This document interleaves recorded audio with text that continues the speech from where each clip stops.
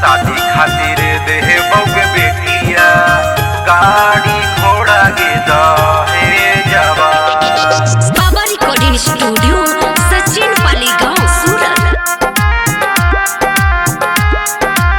Music by Raju बाबू। गाड़ी घोड़ा के दहेजवा। शादी खातिर देहबौ के बेटिया शादी खातिर देहबौ के बेटिया गाड़ी घोड़ा के दहेजवा। शादी खातिर देहबौ के बेटिया गाड़ी घोड़ा के दहेजवा। शादी खातिर देबौ के बेटिया शादी खातिर देबौ के बेटिया गाड़ी घोड़ा के दहेजवा। बड़ा होई गेन्ही के बेटिया बड़ा होई गेन्ही के बेटिया निकलोगे करे जवा।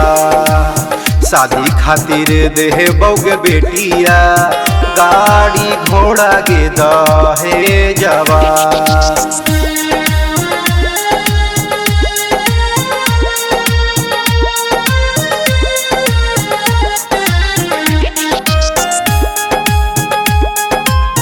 गाड़ी घोड़ा के दहेजवा। खेत खरिहानी बेची करबौ बियाहवा। ले लेबौ कर जाऊ धारी के बेटी ले लेबौ कर जाऊ धारी। खेत खरिहानी बेची करबौ बियाहवा। ले लेबौ कर जाऊ धारी गे सुगनी ले लेबौ कर जाऊ धारी।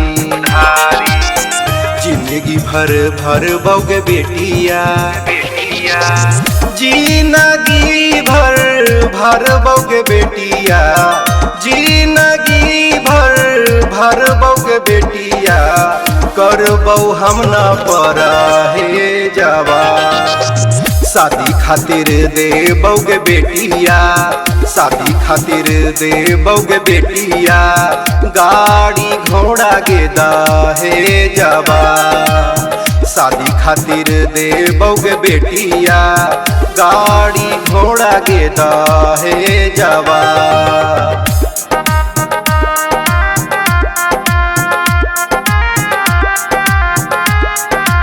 म्यूजिक बाय राजू बाबू। गाड़ी घोड़ा के दहेजवा।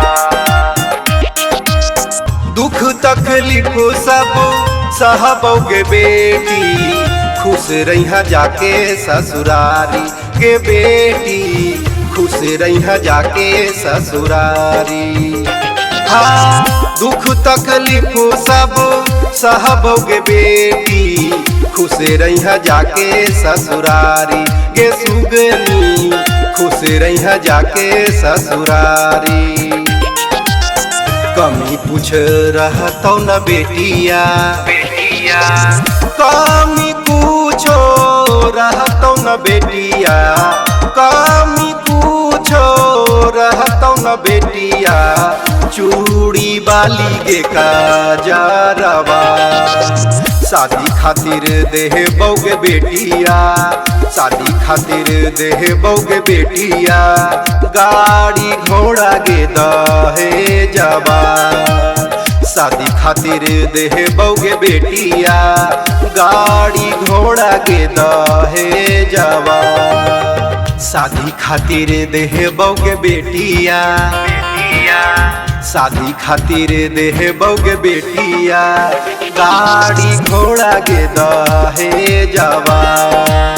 शादी खातिर देहबौ के बेटिया गाड़ी घोड़ा के दहेजवा। शादी खातिर देबौ के बेटिया शादी खातिर देबौ के बेटिया गाड़ी घोड़ा के दहेजवा।